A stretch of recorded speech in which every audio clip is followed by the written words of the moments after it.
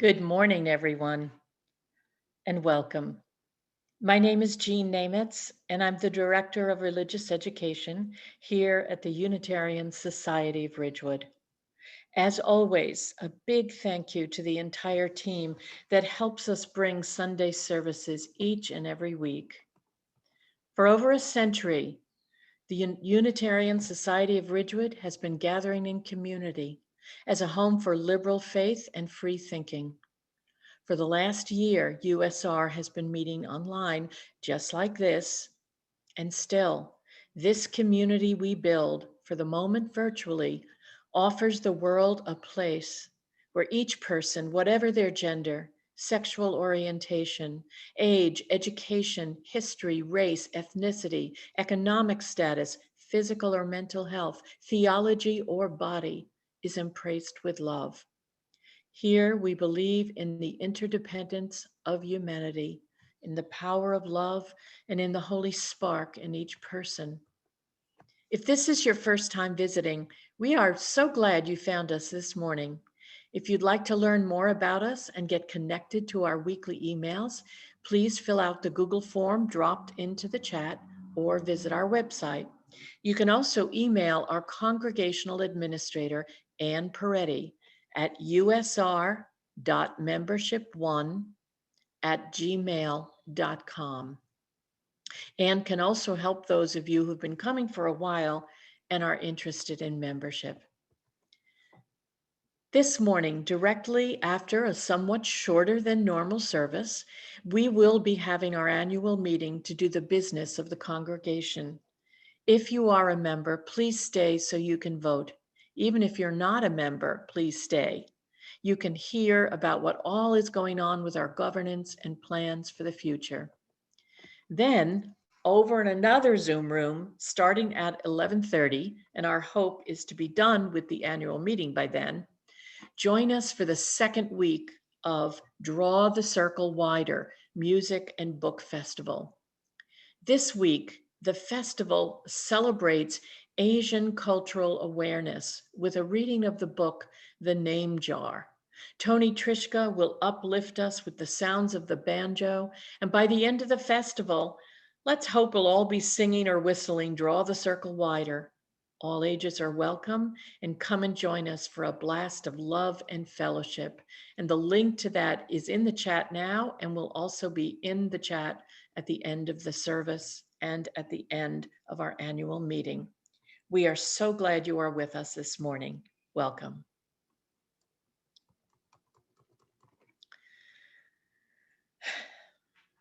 Now, come, take a deep breath, and listen. Try to find a still and quiet place in your mind and in your body.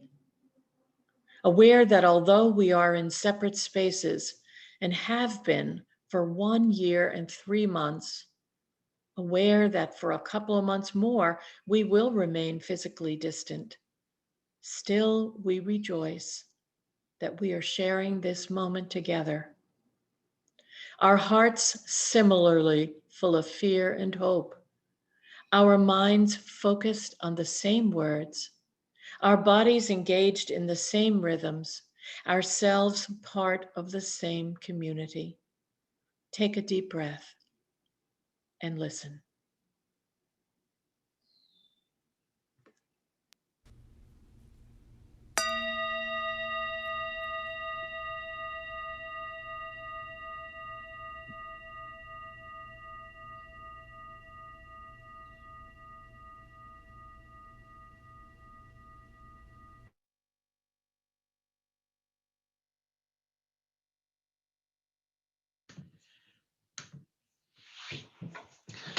Please join us in lighting our chalice.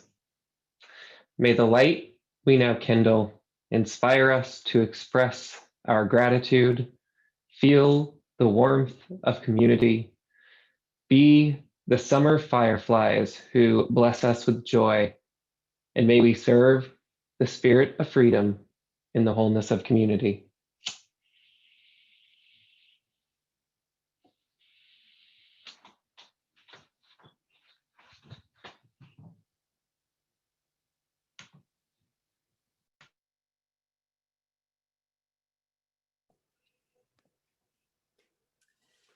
I think often about the notion of a journey because we use that phrase frequently in Unitarian Universalist religious life. We talk about the spiritual journey or the journey toward beloved community. It may be something of a trite metaphor, but our lives as journeys feels resonant to me today and truly every day. Not our lives as possessed of a clear and certain destination, more like our lives as meandering, process-oriented journeys to unknown places. And journeys to unknown places ask us to recognize that we cannot control everything. They ask us to understand that the world is before us. And they ask us to remember that we cannot go it alone. And when I think of journeys, as I often do, I then think of Walt Whitman's Song of the Open Road. And this morning, I share some of my favorite lines from that work with you. He begins, "Afoot and lighthearted, I take to the open road," and goes on, "Allons, whoever you are, come travel with me. Traveling with me, you find what never tires. The earth never tires. The earth is rude, silent, incomprehensible at first. Nature is rude and incomprehensible at first. Be not discouraged. Keep on. There are divine things well enveloped. I swear to you, there are divine things more beautiful than words can tell. Allons, we must not stop here. However sweet these laid up stores, however convenient this dwelling, we cannot remain here. However sheltered this port, and however calm these waters, we must not anchor here. However welcome the hospitality that surrounds us, we are permitted to receive it but a little while. Allons, the inducements shall be greater. We will sail pathless and wild seas. We will go where winds blow, waves dash, and the Yankee clipper speeds by under full sail. Allons, after the great companions, and to belong to them, they too are on the road, enjoyers of calms of seas and storms of seas, sailors of many a ship, walkers of many a mile of land, journeyers over consecutive seasons, over the years, the curious years, each emerging from that which preceded it, journeyers as with companions. Allons, to that which is endless as it was beginningless, to undergo much, tramps of days, rests of nights, to merge all in the travel they tend to, again to merge them in the start of superior journeys, to gather the minds of men out of their brains as you encounter them, to gather the love out of their hearts, to take your lovers on the road with you, for all that you leave them behind you, to know the universe itself as a road, as many roads, as roads for traveling souls. Allons, the road is before us. It is safe, I have tried it, my own feet have tried it well. Be not detained. Let the paper remain on the desk unwritten, and the book on the shelf unopened. Let the tools remain in the workshop, let the money remain unearned, let the school stand. Mind not the cry of the teacher. Let the preacher preach in his pulpit, let the lawyer plead in the court, and the judge expound the law. Camarado, I give you my hand. I give you my love, more precious than money. I give you myself before preaching or law. Will you give me yourself? Will you come travel with me? Shall we stick by each other as long as we live? We don't travel alone. Our companions make our journey easier, better, more full. This morning, we offer ourselves to our collective journey, and we offer gratitude for our chosen companions. Welcome to each and every one of you this morning, new or old to this congregation, wherever you are on your journey, you are welcome among us as we travel together.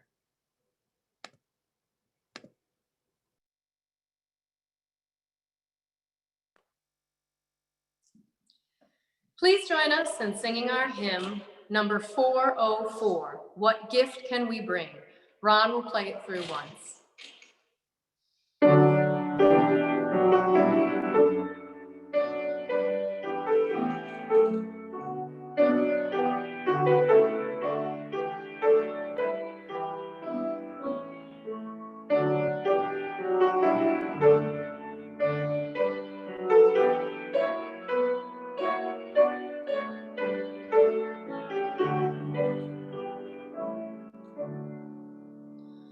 What gift can we bring? What present, what token, what words can convey it? The joy of this day. When grateful we come, remembering, rejoicing, what song can we offer in honor and praise? Give thanks for the past, for those who had vision, who planted and watered so dreams could come true.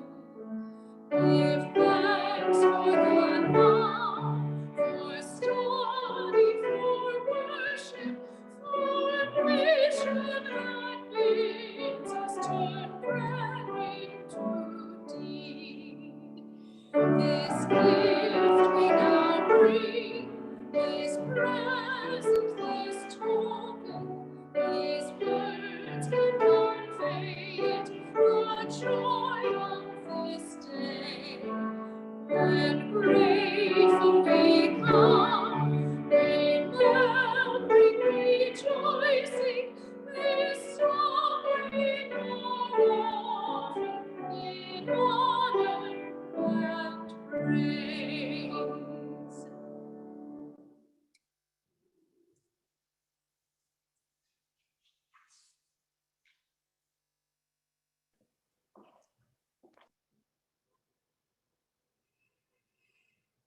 This morning, for our reading, I offer you a poem by Ross Gay, an award-winning poet and professor. The poem is titled A Catalog of Unabashed Gratitude. In it, the speaker of the poem is called by a robin in a dream to express to the world gratitude for many and varied things, some wholly unexpected. The poem is long, so I'm reading you only the final stanzas, which pick up the litany of thank yous. And thank you to the man all night long hosing a mist on his early bloomed peach tree, so that the hard frost not waste the crop, the ice in his beard and the ghosts lifting from him when the warming sun told him, sleep now. Thank you, the ancestor who loved you before she knew you by smuggling seeds into her braid for the long journey, who loved you before he knew you by putting a walnut tree in the ground, who loved you before she knew you by not slaughtering the land.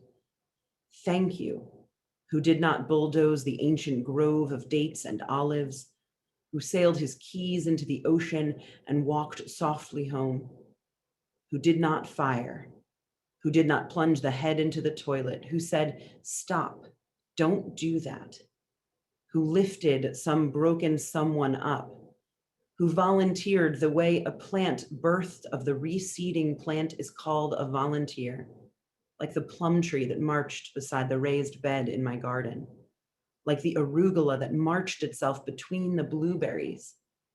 Nary a bayonet, nary an army, nary a nation, which usage of the word volunteer, familiar to gardeners the wide world, made my pal shout, oh, and dance, and plunge his knuckles into the lush soil before gobbling 2 strawberries and digging a song from his guitar, made of wood from a tree someone planted.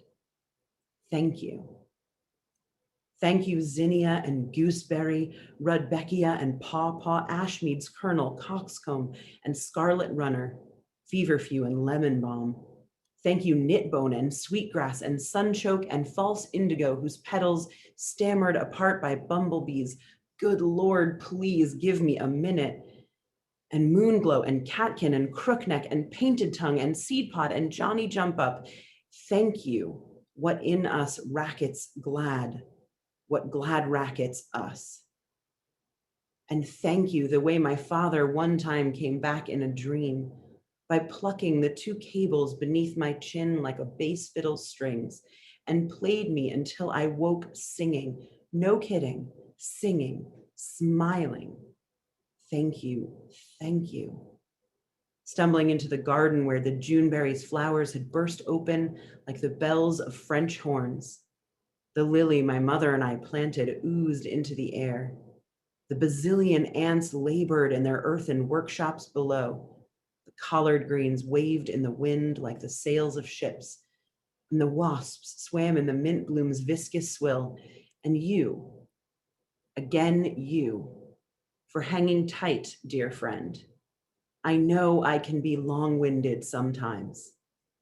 I want so badly to rub the sponge of gratitude over every last thing, including you, which, yes, awkward, the suds in your ear and armpit, the little sparkling gems slipping into your eye. Soon it will be over, which is precisely what the child in my dream said, holding my hand, pointing to the roiling sea and the sky, hurtling our way like so many buffalo, who said, it's much worse than we think and sooner. To whom I said, no duh, child in my dreams. What do you think this singing and shuddering is? What this screaming and reaching and dancing and crying is, other than loving what every second goes away? Goodbye, I mean to say, and thank you every day.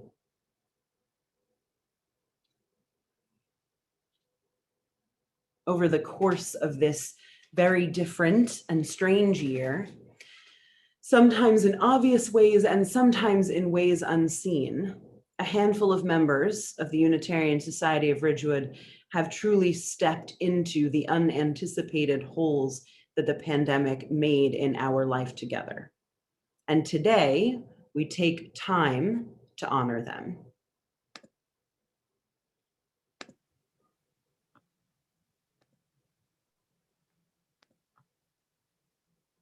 Rob and Bob, Rob Willis and Bob Cohn. You both have shepherded our physical space and our massive renewal projects over the past year and a half. You have done it quietly with little fanfare, but you have not only kept our beloved cottage place home alive, you have brought us into a new era in our space. Please join me in thanking Rob and Bob for all their hard work. And now I'm hoping Kristen can show us a couple of things as we do the rest of our thank yous. Let's see if we can get her. We'll see, I'm not sure. Oh, there she is. Oh, wait, she went away. There she is. Okay. So Kristen, if you can just use your camera to show back into there. Okay.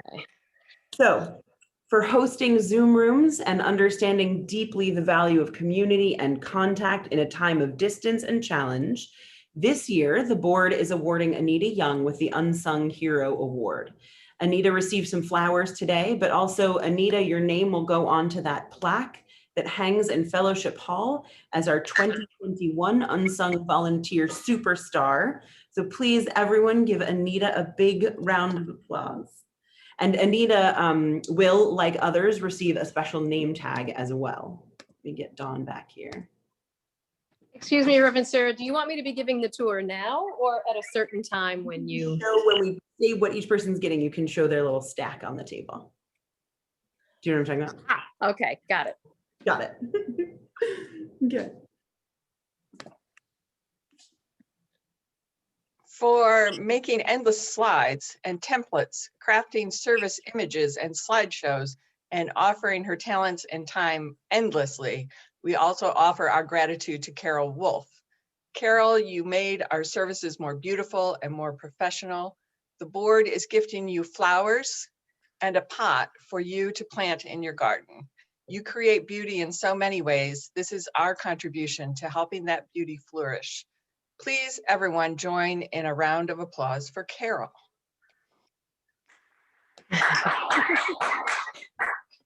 Kristen, you are also receiving flowers for the beautiful gardens you tend, for the gifts of your music, but also for all the ways you have been present with your talents and enthusiasm this year, helping put together care packages for the children and youth, the Christmas packages, tending the Cottage Place gardens, and honestly, more volunteering than I can even really recount in this past year. We are so grateful to you. Please join me in thanking Kristen.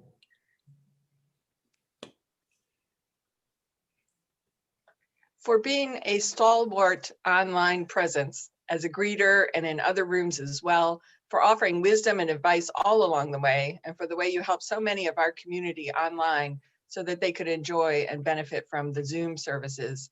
Jan Botcher, we offer you our deepest gratitude. Jan, I know the Poetry Zoom room has been a source of joy and inspiration, and so each board member chose a book of poetry that was meaningful to them to give to you. Please join me in thanking Jan. Yay! Now, finally, for stepping into the technology breach and enabling our move to Zoom as no one else did, Jack Lohr, we are forever grateful. You all may not even realize, but for months before we hired Benny into the position, Jack did that job entirely as a volunteer. Jack was instrumental, indispensable in our successful online worship and in enabling me to take some time off as well. Truly, Jack, you have my gratitude and that of the entire congregation. The board each chose books that had meaning for them, that changed their life in some way, and they are our gift of thanks to you. Please join me in thanking Jack.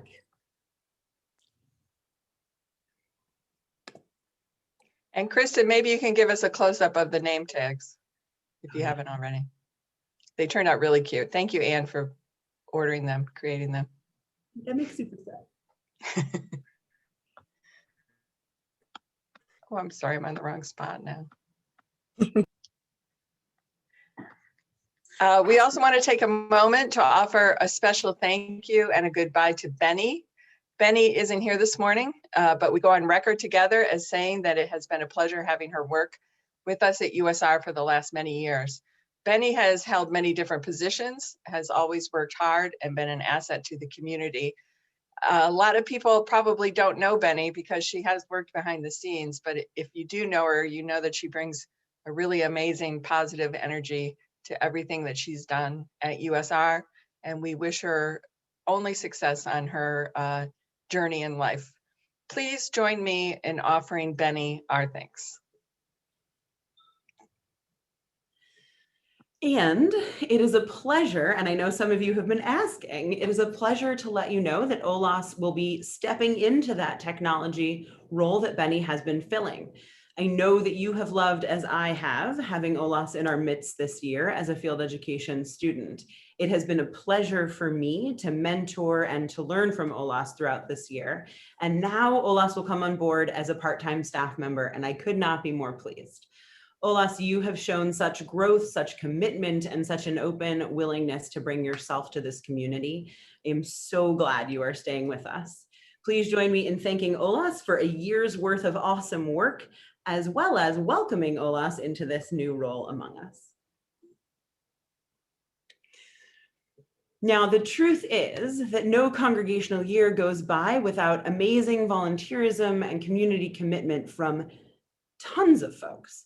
I know that each of you also feels gratitude to others in our community. Perhaps you are thankful for the person who called you during the thick of the pandemic, or for the facilitator of your covenant group, or for Anne, who keeps everything together.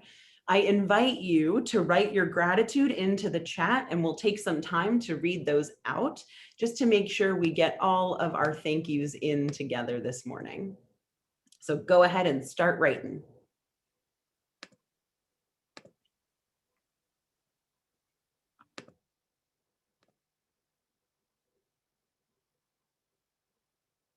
So thank you for Carol Wolf. It's great working on projects with her. That's from Jan. Catherine offers thanks to Anne and Jan, Anita to Dawn for her leadership. Jack and Janice offer thanks to Anne Peretti for always being here. Helen offers thanks to Dawn for her supportive leadership. Stephanie offers a gratitude to the entire team that put together that Underground Railroad series. Mike thanks me, thanks Mike, for getting us through the pandemic. Maria thanks her sisters in spirit for getting her through the year. Carol offers gratitude to Anne, who's always willing to help at any time and is such a pleasure to work with. There's a thank you from George to the facilitators of the circles for their work during this remote time. From Anita to B for running 2 covenant groups. From Craig to everyone involved in sending activities for the toddler. It helped get through the rainy days during lockdown.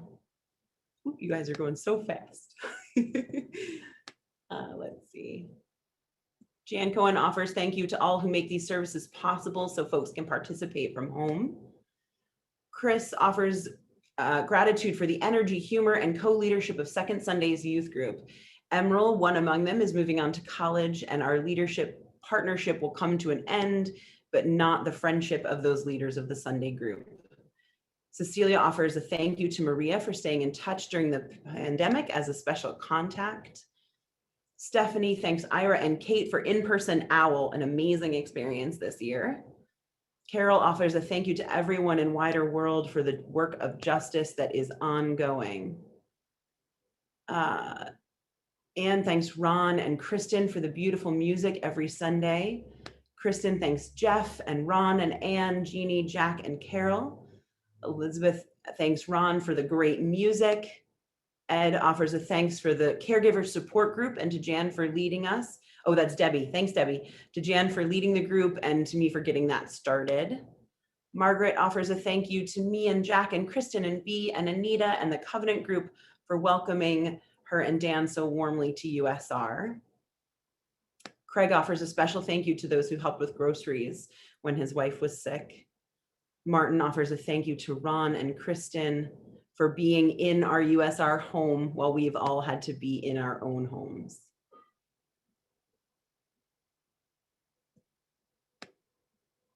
Libby thanks the whole team for giving us our Sunday morning anchor. Jan thanks Deanne for her sharing of the bounty of her garden with congregational shut-ins.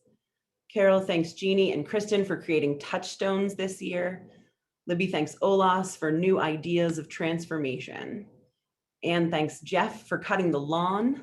I thank Jeff for shepherding some of those interior projects we've undertaken. You may have noticed the new green wall in Anderson. You'll see it again as you watch for the rest of the service. Elizabeth says, thank you to me for being here for all of us despite my own pandemic living. Kristen thanks Carol and Jeannie again for Touchstones, which has been a wonderful gift to us all. The gratitude will continue. You should message each other, share that with each other, offer those thanks to one another as the days go on.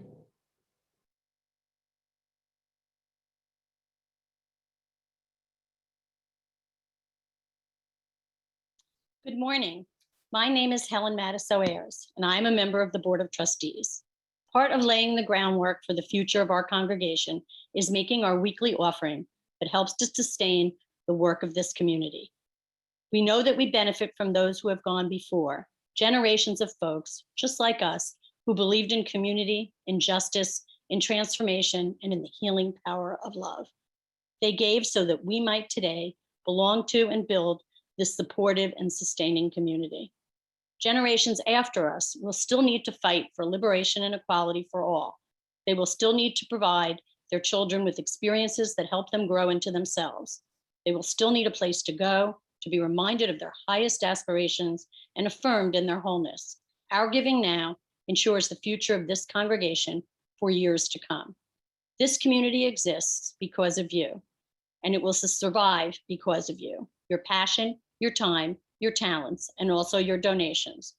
Whatever you are able to give, we are thankful for your generosity. The offering will now be given and gratefully received.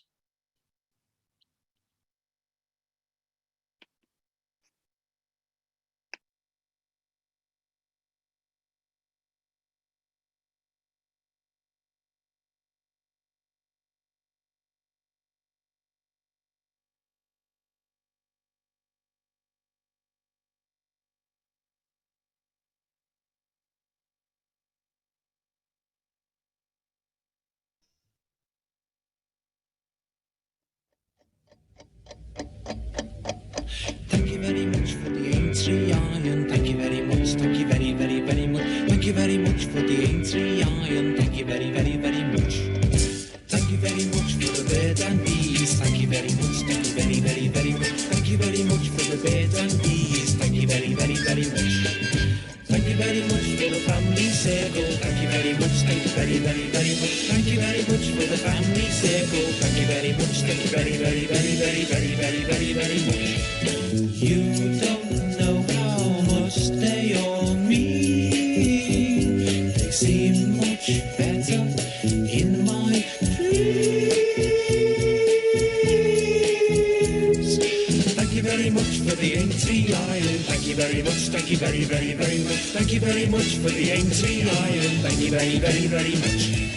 Thank you very much for love. Thank you very much. Thank you very, very, very much. Thank you very much for love. Thank you very, very, very much. Thank you very much for the Sunday joints. Thank you very much. Thank you very, very, very much. Thank you very much for the Sunday joints. And our cultural heritage. National beverage. Being fat. Union Jack. The nursery rhymes. Sunday Times. The napalm bomb. Everyone. Thank you very much. Thank you very, very, very, very, very, very, very, very much. It was simply spiffing and true. Now let me whisper, I love you. Thank you very much for the entry iron. Thank you very much. Thank you very, very, very much. Thank you very much for the entry iron. Thank you very, very, very much. Thank you very much for playing this record. Thank you very much. Thank you very, very, very much. Thank you very much for playing this record. Thank you very, very, very much. Thank you very much for our gracious team. Thank you very much. Thank you very, very, very much. Thank you very much for our gracious team. Thank you very, very,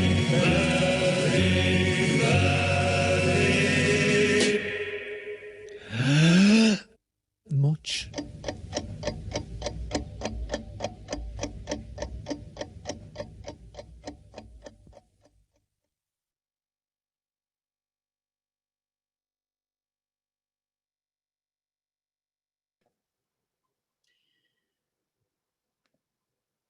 I'm going to ask you to join from your homes in a litany of appreciation to make sure we thank everybody this year.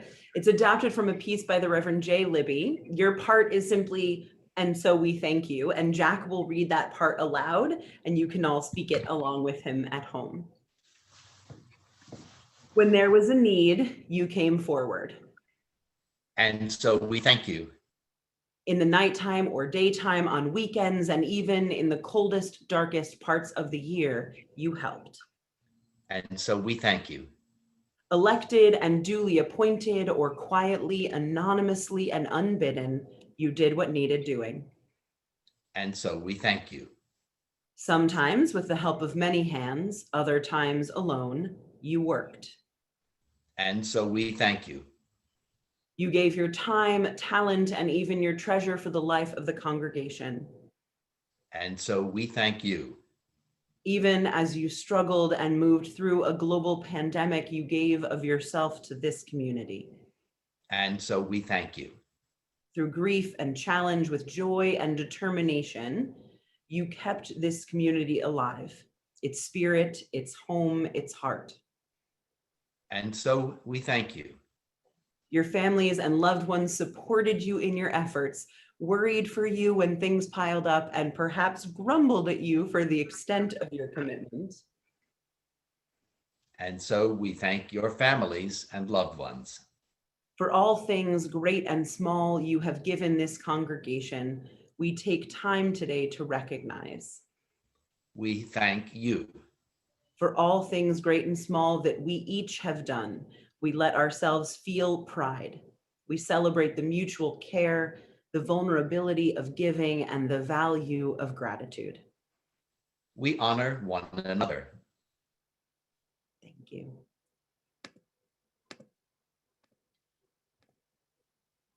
Each Sunday that we gather together, we make a special time to stop and breathe and listen deeply to what is inside ourselves. Often, we also take this time to offer gratitude. As we have been online due to the challenge of silence over technology, I have guided our time for reflection even more than I do in normal time when we're in person. This morning, I'm going to invite us into time that is more quiet than it has typically been on Zoom, but it won't be too long, I promise. So find a comfortable position for your body, as comfortable as you can find in your space, and take some deep breaths in through your nose and then out through your mouth. And just relax into this moment. Let your jaw unclench, let your shoulders drop, let the tension in your body release, and just breathe. As we come into some silence together, let yourself think beyond the community we share, out into other parts of your life. Who are you grateful for? What gifts are you grateful for? Where might you need to extend a sincere and loving expression of that gratitude? Just sit and breathe. Listen to that voice deep within, and breathe.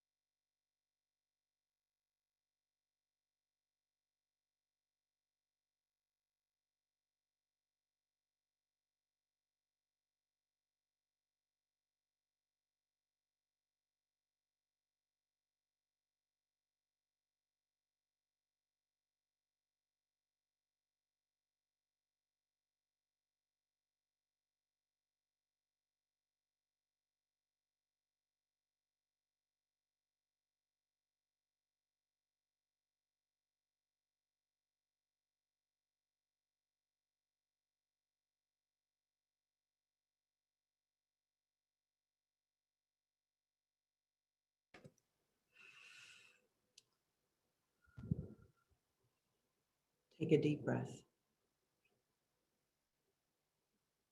All through our lives, we have cause to offer gratitude. May we remember to do so with intention and care at every opportunity. So may it be.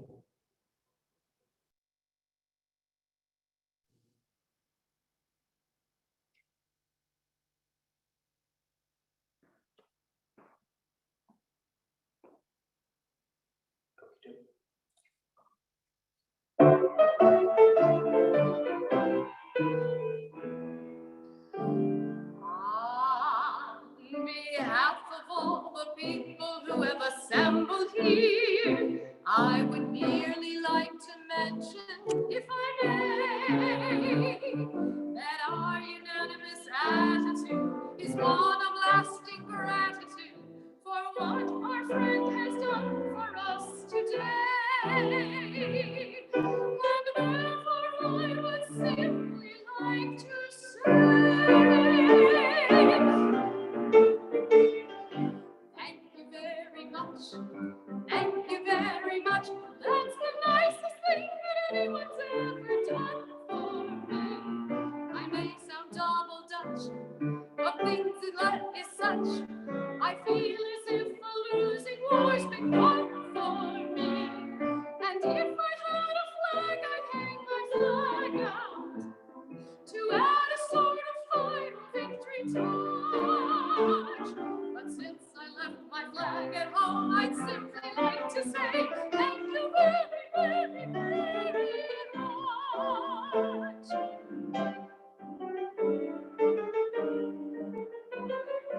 Thank you very much. Thank you very much. That's the nicest thing that anyone's ever done for me. It sounds a bit bizarre, but things the way they are, I feel as if another life's begun for me. And if I had a cannon, I would fire it to add a sort of celebration touch. But since I left my cannon at home, I'd simply like to say thank you very, very, very much.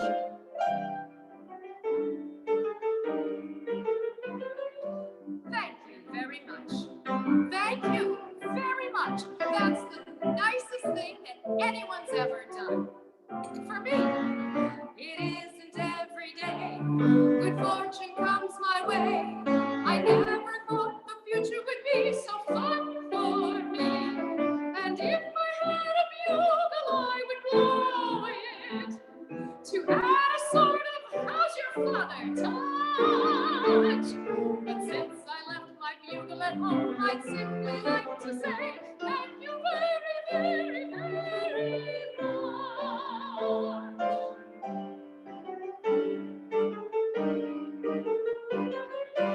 Thank you very much. Thank you very much. That's the nicest thing that anyone's ever done for me. The future looks all right.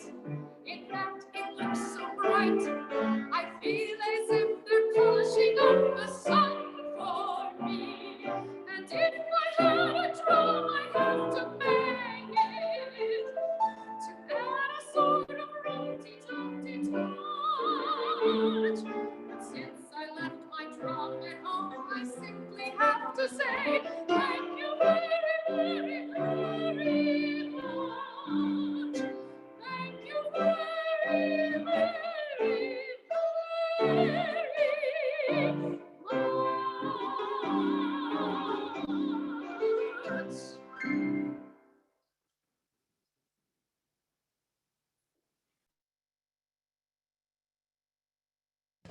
Thank you, Kristen and Ron. I think it was on Ingathering Sunday in 2018, my second year at USR, that we read a picture book called Little Boat. You might remember it. It's a very simple story of a little boat sailing the big seas, and the boat encounters perils, all the while searching for, it turns out, searching for the little boat's friends. And then together they sail on to adventure, safe in the knowledge that they're not alone, that they travel the perilous and exciting seas together. Here we are on the cusp of wrapping up our 4th congregational year together. For 4 years, we have journeyed together, and hopefully we have many more years in store. This last year and a half has been unprecedented. No one prepared me to minister in this way. No one prepared you all to be ministered to in this way. We had to quickly change our ship so that it would be fit for unexpected waters. And we had to reset our eyes on a different horizon, searching for a beacon to travel toward. These months have given us distance from one another physically, and yet they've also given us another kind of intimacy. These months have, for me, and I hope for you, helped isolate and reaffirm what it means to be journeying together.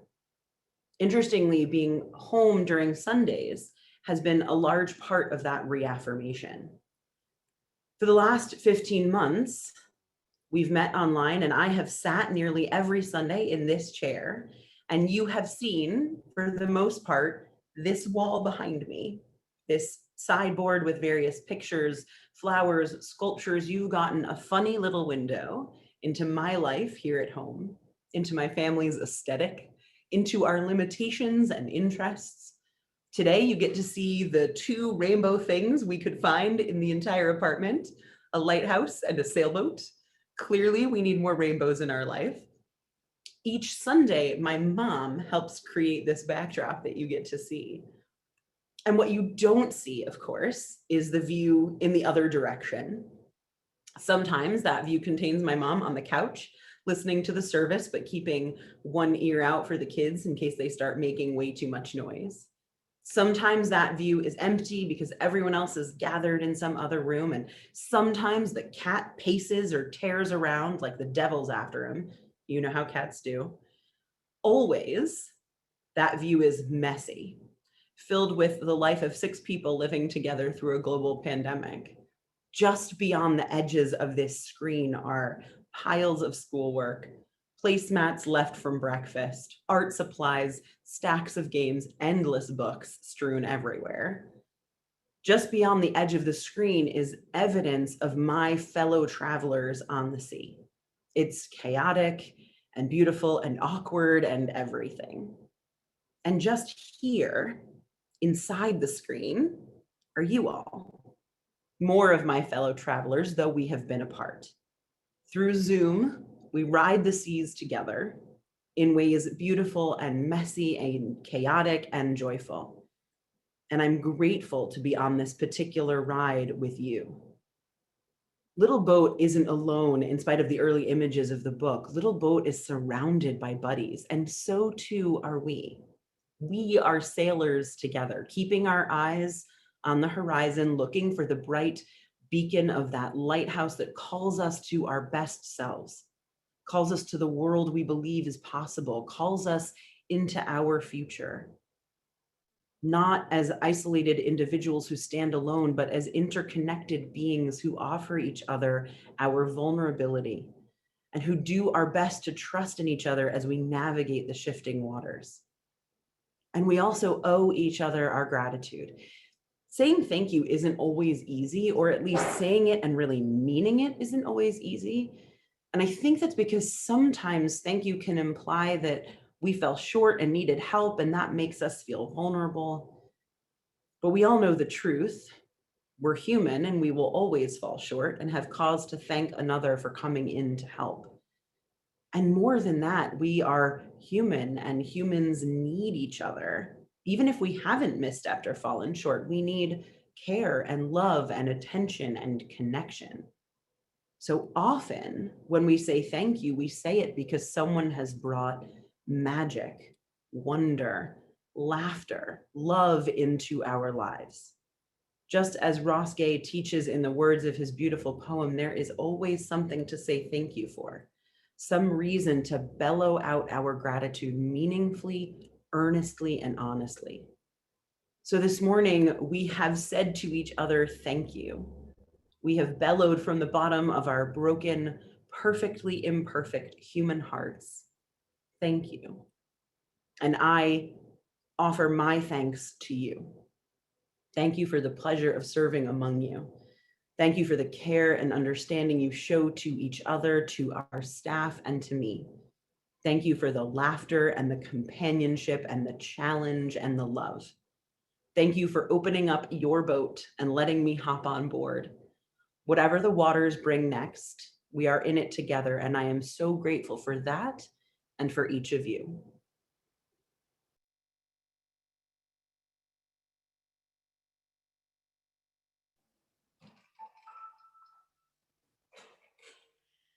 Please join us in singing our hymn, number 128, For All That Is Our Life.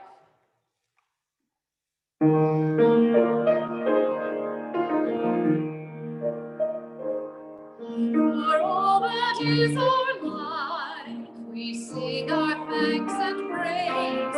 For all life is a gift which we are called to use to build the common good and make our own days glad. For needs which others serve, for services we give, for work and its rewards, for hours of rest and love, we come with praise and thanks. For all that is our life, for sorrow we must bear, for failures, pain, and loss, for each new thing we learn, for fearful hours that pass, we come with praise and thanks. For all that is our life, for all that is our life, we sing our thanks and praise. For all life is a gift which we are called to build the common good and make our own days glad.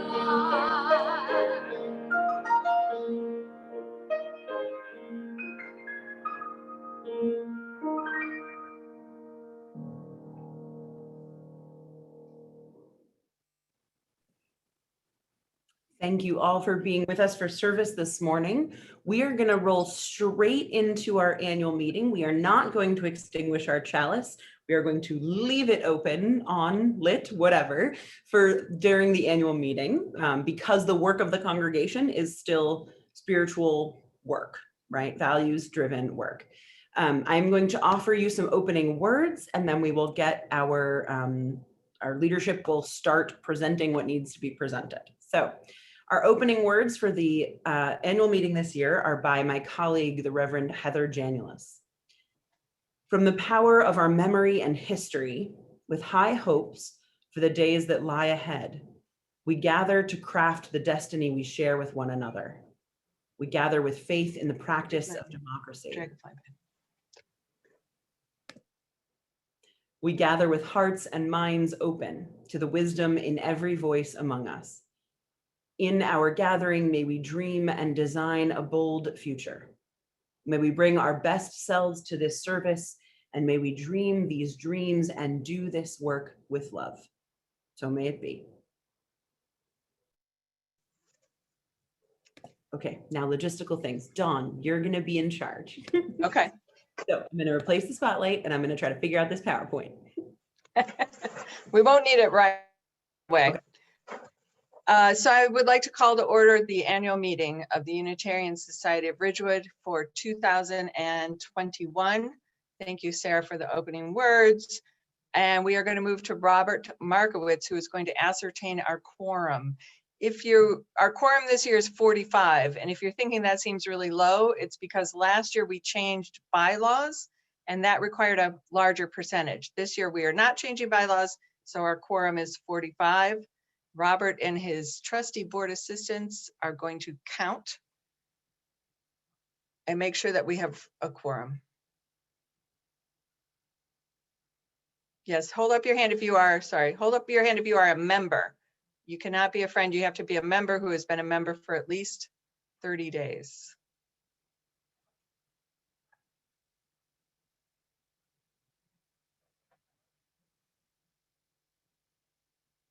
Okay, can someone from the board assure me that we have a quorum? Or is everyone muted? Everyone is muted, but I will find someone to unmute. Helen. Helen, can you hear me? I can, but I'm still counting. Okay, great. You're unmuted though, so you can let us know when you've got the count. I'm gonna test a thing really quick on the. I've got the count. Thank you all for attending. And we have a quorum, so we're going to move forward with our business. We have a long agenda, but several items are very short. So I respect that you have other things to do today, as do I. I am coming to you from beautiful Mayfield, Ohio. And I have to get back to New Jersey today.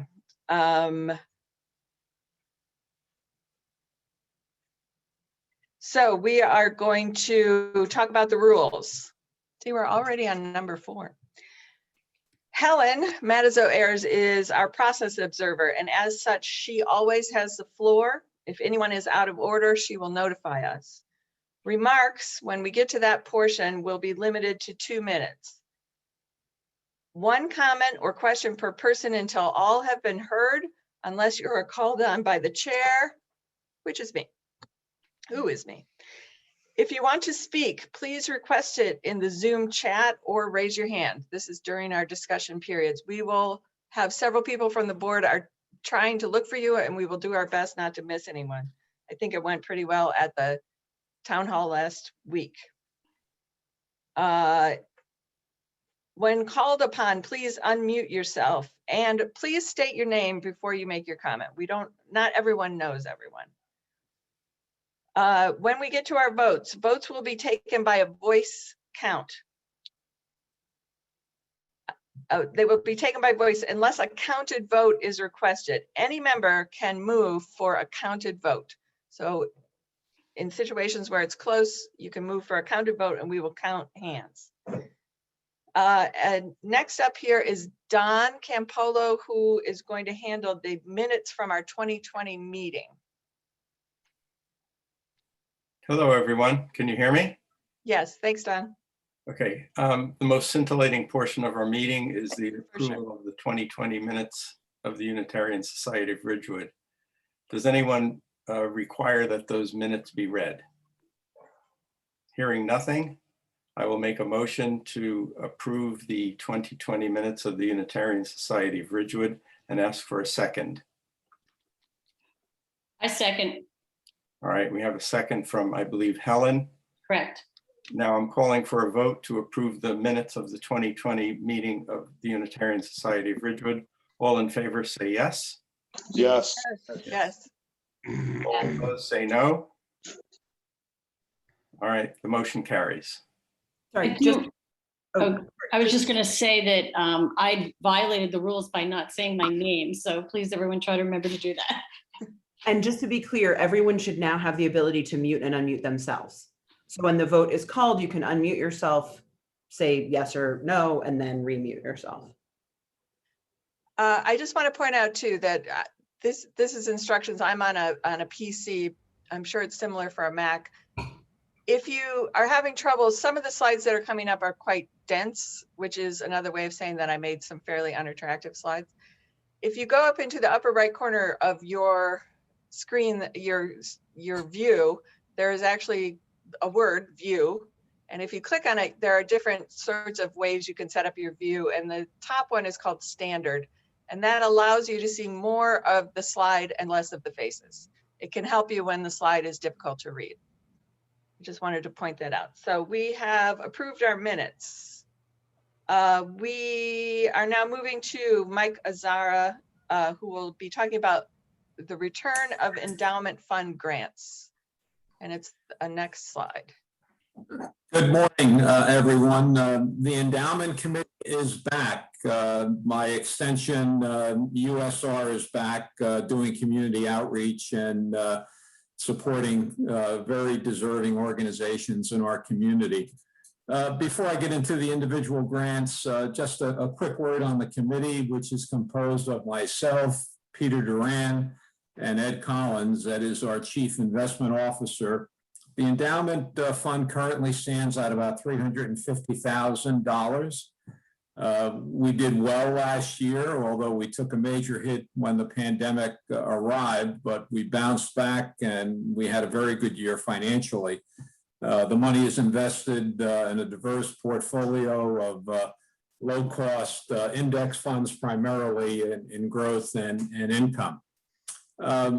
You see the individual awards that we recommended, which were approved by the board. I'm sure that most of these are well known to members of USR. Just a quick run through Citizens for Swimming, I think goes back to 1968. Thank you, Jan. And I think, Dawn, you've been very involved in this over the years, so thank you as well. It's a great connection between those of us who are privileged and residents of Patterson who come up to Graydon Pool, and we pay for 1 day during a 9-week program. SHARE is also extremely well known to many of us. Thank you, Don, for submitting that. I think SHARE was started through the work of USR members. We have a long connection there. And we're happy to support SHARE, which had a tough year with the extra expenses of the pandemic and also not being able to show the apartments. I might just quickly have you look behind me. I have a painting of Nancy Petrie's right behind me in our kitchen area. So I'm honoring Nancy with that beautiful painting. I should also add, we have a painting of Bob Demarest in our home on Cape Cod, and a beautiful painting by Carol Wolf's father in our dining room here. So we have a strong artistic link to USR. The next grant submitted by Carolyn Musser, this is a new organization to us, but it's such a neat program, Making It Home. It's part of the Volunteer Center in Bergen County. That's what Takes used furniture and helps people who are coming out of shelters, homeless people, veterans, set up apartments. So it's a wonderful program, and anyone who's thinking of putting something on the curb, you may want to consider this as an alternative. West Bergen Mental Health Center is well known to all of us. Ann Peretti suggested this. I thought it was a great recipient, given the needs of mental health in a pandemic, particularly among teenagers and adolescents. So this is a small way of helping West Bergen meet an incredibly growing need. And finally, Northern New Jersey Sanctuary Council. Thank you, Elizabeth. This is well known to us. This organization helps people who require asylum. They are usually helped with foster families, and then we help them with employment and finding apartments, and we're helping 2 very needy Cuban recipients with this grant, and we're happy to do so. So those are the grants that were recommended by the endowment committee, approved by the board, and we're happy to be back in business. A final word on the endowment fund. This fund goes back, I'm not even sure when we started it, but I would encourage everyone who's going through their own estate planning and talking about their wills, and many of us should be doing that. Please consider the USR Endowment Fund in your estate planning. This is an easy way to help organizations in perpetuity by making a donation, a bequest from your estate plan. And it's a great way to continue work and supporting our mission for USR. Thank you. I'll turn it back to Dawn. Thank you, Mike, and thanks to the whole endowment fund team. Next, we are moving to George Witta, and you may have noticed that we did not read the covenant statement at the top of the meeting, and that is because George is going to present a proposed new covenant. Do we have George? Yep. Hi, everyone. I'm George Witte. I'm a member of the Committee on Shared Ministry. which is chaired by Judd Seals. Other members are Charlie Walter, Lois Parker-Hennian, Kathy Smallin. We undertook, was one of our tasks this year, to rewrite the covenant of the Unitarian Society of Ridgewood, which had not been updated in quite a while, at least 10 years, maybe more like 15. To do so, we obviously wanted to consider the previous covenant very carefully. We also looked at materials from Unitarian Universalist Association. They have a lot of stuff online. And then we also looked at covenants from, I think, about 12 to 15 other UU societies around the country from different regions, different sizes, to see what their ideas were and maybe incorporate some of what they were doing in our new covenant. So we worked this through several drafts, presented to the board, and now we're presenting it here for a vote. So this is the proposed new covenant of the Unitarian Society of Ridgewood. I'll read it aloud. Led by our shared Unitarian Universalist values, committed to the search for truth, meaning, and justice, and determined to create a community of trust, warmth, and joy, together with love, we covenant to support this congregation with our presence, gifts, and service, and to care for each other and the long-term well-being of our community. To listen deeply to one another in a spirit of openness, acceptance, and trust.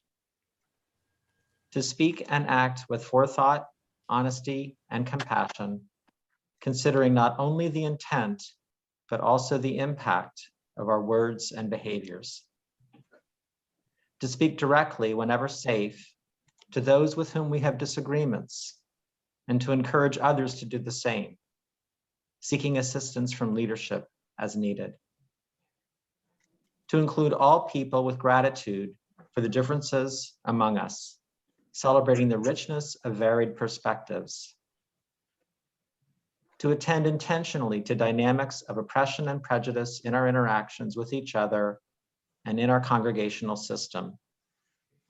To participate in congregational votes and decisions, engaging in thoughtful dissent, and respecting our democratic processes. Hang on a sec, sorry. I have to, the captioning is blocking my, oh, here we go. To ask for and to extend forgiveness to each other if we break these promises.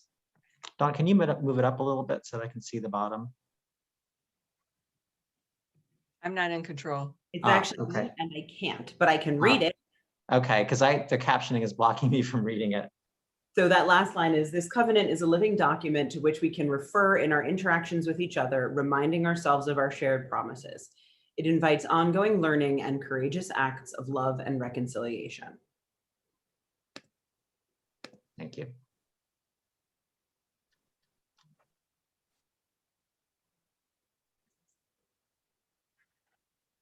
Helen, did you want to ask the question that was in the chat? Well, it's not it's Carol Oscalzo. She didn't say what the question was. You can unmute and ask. Yes, so Carol and Thank you. The questions that the original covenant a couple of weeks ago was, quote, corrected this past week, and I'm interested to know how it was corrected. Yes, so that was purely, sorry, George, I just like leapt in right there, but that was purely a mislink. The one that went out originally was like a very, very early draft of like a year plus ago. It was just a Google Docs mix up basically. So this one was the one that was presented by the Committee on Shared Ministry to the board in the fall, that the board approved, that was sent out in an e-blast a few months ago, that was read by me at service a few weeks ago. This is the one. That one was just, we're all learning how to use the shared document stuff. And it was just a mistake. Thank you.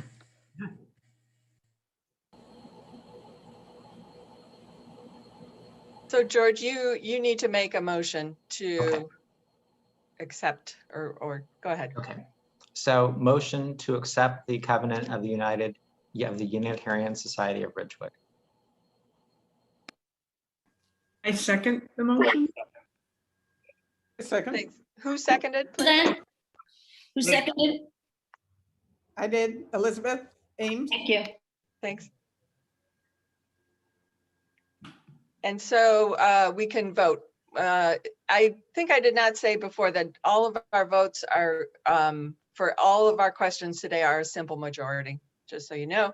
So all in favor of adopting the covenant as it's been presented here, please, are we doing hands or shouting out? Let's do hands, show of hands. Yeah.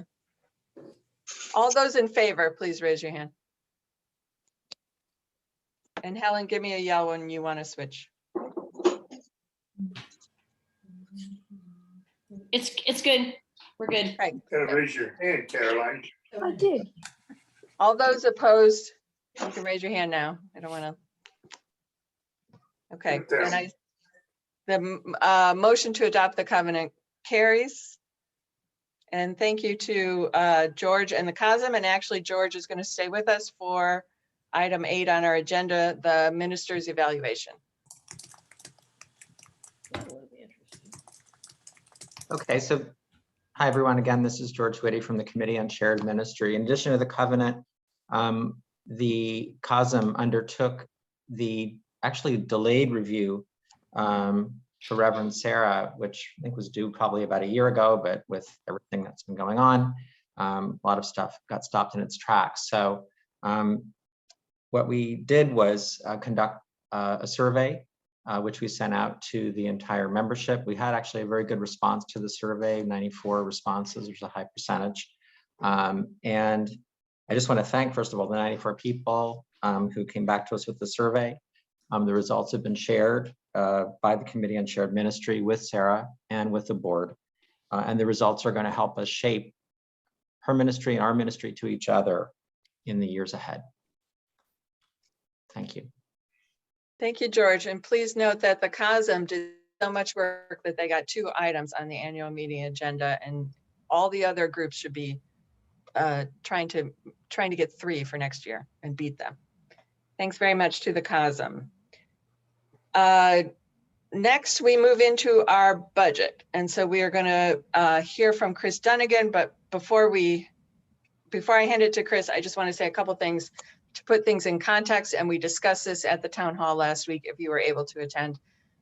There were 2 kind of overriding goals we had with the budget this year. One was to provide raises to our staff who have gone without raises for the last handful of years, at least 4 years, I believe. And not only because they deserve raises, which they do, but also to help offset their increasing medical insurance costs. So that was one of our goals when we set about the budgeting process. The other thing that we talked about a lot and considered in many different ways is the installation of solar panels on our building on Anderson. The improvement fund does have a line item for installing solar panels, and it was budgeted initially at $10,000. And I think all of you know that the improvement fund budget was an very estimated budget, wasn't meant to be an exact budget. And in this case, the installation actually turns out to be closer to about $70,000, and we budgeted 10. So we talked about taking additional money out of the improvement fund, but we weren't comfortable cutting back on all the other improvements and skipping the other improvements we wouldn't be able to make, especially as we return to an in-person life and as we deal with what needs to be our main goal, which is attracting new members and attracting especially young families as new members. It's very important that we have money from the capital improvement fund to improve our RE space. We're working on the bathroom, things that a new visitor will come in contact with on their first day. So rather than take the full 70,000, 70,000+ out of our capital improvement fund, we decided to take the originally budgeted $10,000 out of capital improvement and to take the remainder out of our reserves. Chris Dunnigan he knows the numbers, I don't, but like the endowment fund, the reserve fund has performed very, very well across the last couple of years in the market. We've gained a lot of money. And while probably everyone on the meeting has a different idea of how much money we should keep in our reserves, I think that we all agree that there is probably a maximum amount above which we are just hoarding money. And that's not really what our business is. So we have made the decision to take the remaining balance that we need to pay for the solar panels out of our reserves. And we will be repaying the reserve fund from our state of New Jersey payments. So state of New Jersey is going to be paying us approximately $4,000 a year for the next 25 years. And so we will slowly be repaying the reserve fund to cover the money that we've taken out for solar panels.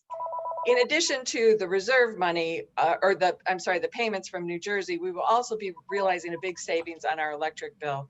That will just be part of our operating budget. Will just make life a little bit easier every month for us to pay our bills.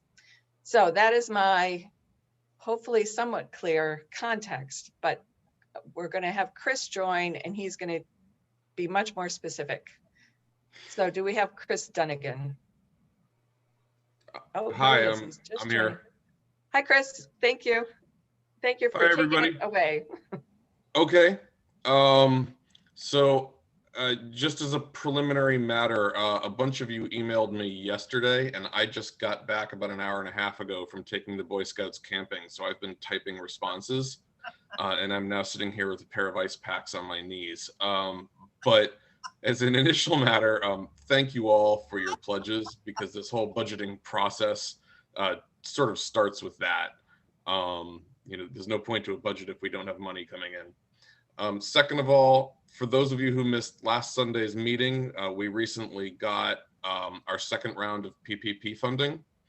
And I would like to thank Ann Peretti.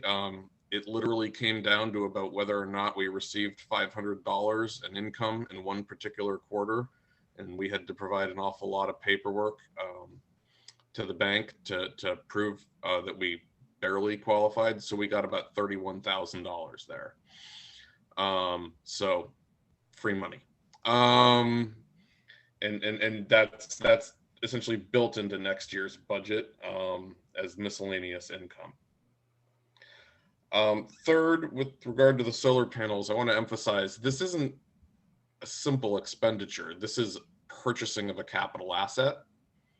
So while the cash would be coming out of reserves when we need to come up with the cash, essentially you're putting we're not a tax-paying entity, but you're putting a corresponding asset on the balance sheet, much like Anderson and Reeb are assets on our balance sheet. And you know, this is going to be paying off over the long run for USR. Our current reserves as of end of May are $232,000 in various securities. And much like Mike Azara said, low cost index funds are where the endowment is. It's pretty similar for our reserves. So we have plenty of money to take $65,000 out for the solar panels, and then we'll still have plenty of reserves. So the last thing is, we have typically projected, you know, somewhere between a $20,000 and $25,000 deficit in years past for our budgets, and that's what really we're doing now. It's just that we're adding the 65 on because of the solar panels. But again, we're not just spending it and gaining nothing. We're gaining an actual real asset. Think of it as if you're buying a car, right? And you spend $20,000 of a car. You're not at 20 grand and you have nothing. You have the car. So I guess if anyone, you know, I mean, I'm assuming there's going to be some questions, but I'm here to answer any. You answered all the ones in the chat so far. Oh, sorry, I wasn't looking at the chat. No, Oh, I thought you were, because you did such a good job. Yeah, you answered him. Helen will read you things from the chat if they're outstanding. Yeah, but you someone. got them. Those were Okay. You anticipated them. And oh, and good news, Mike actually understated the amount of money in the endowment fund. We're up to 380. Minus 10, 370. Sorry. Obviously it fluctuates based on the stock market. So yeah. Any questions? Anybody? Thank you to Anita Young, who points out that not only is this about dollars and cents with the solar panels, it's also great for our environment, and it follows our values, and it isn't just a dollars and cents transaction.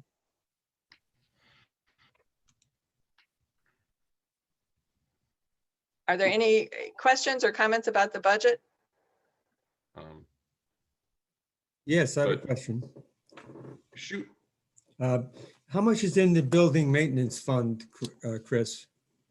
And The capital campaign? No, the regular Sorry. maintenance fund that we put 10,000 a year into, and from that, we, have to replace the boiler or do other repairs, that kind of. We can't, not all of us can see you, so please let us know your name. Thank you. I was trying to say that. Also, Hi, Frank. I don't think that's a segregated account right now. I think that we just take that out of our operating account as needed. Yeah, I not since I became treasurer. But I've only been treasurer. I'm only in year 2, and last year was sort of our emergency budget given COVID. I do believe in some years past, the maintenance fund was used to cover a short budget, and it may not exist anymore. well, it was used to cover one-time expenses like a solar panel. It wasn't, those large expenses, if we had to replace the boiler or other major things with the roof, did not come out of the operating budget. They came out of the building fund or the reserves. But that did not show up as a deficit in the operating budget. Well, that's So, I mean, essentially what we're doing, yeah.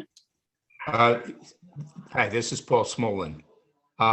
We agreed, we agreed 2 years ago that as part of the budget process that the maintenance would be funded at $10,000 a year as reserve because it had been used in the past.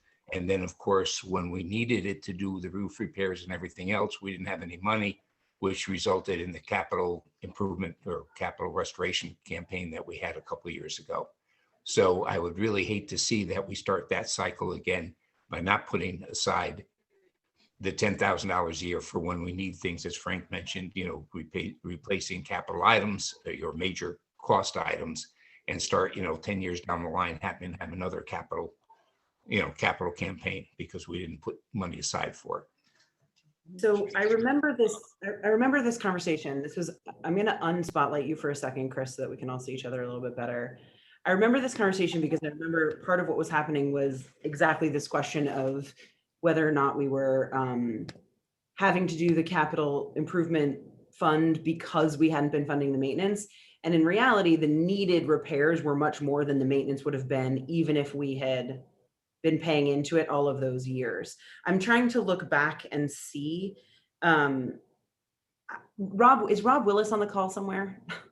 Because Rob, I am. I'm sorry about the background noise. No, you're okay. Rob, do you remember? I'm trying to remember what happened in terms of the question of a segregated fund for the maintenance and whether that got transitioned into being temporarily literally the fund that was where the capital improvement money went or not. Like, I just can't remember what we did. So I don't ever recall us discontinuing that. What I can also add is that there'll be $50,000 to the capital fund to replenish that, and that money is still in our budget. And that was always part of the plan for the capital fund budget. Okay, so part of the capital fund, $50,000 from the capital fund drive is going to go into the maintenance fund, is what I just remember. Exactly. Okay. That's right. And that was because, as Frank and Paul mentioned, we had kind of fallen out of the habit of replenishing that on an annual basis when we were having difficulty, with our budget. So we're going to replenish it, get it back up to 50 grand. But I agree that going forward, we really should get back into that, discipline of adding a certain amount per year to keep that up. Yeah, I agree that it makes sense that once it's replenished by the capital improvement fund, that we should, make sure that we are adding to it every year. I mean, that's just common sense that we're going to need money to make ongoing repairs and replacements of equipment. So we do have Bernie has a. yeah, that's what I was trying to say. Thank you, Sarah.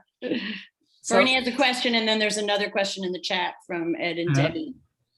Maybe it's a comment question.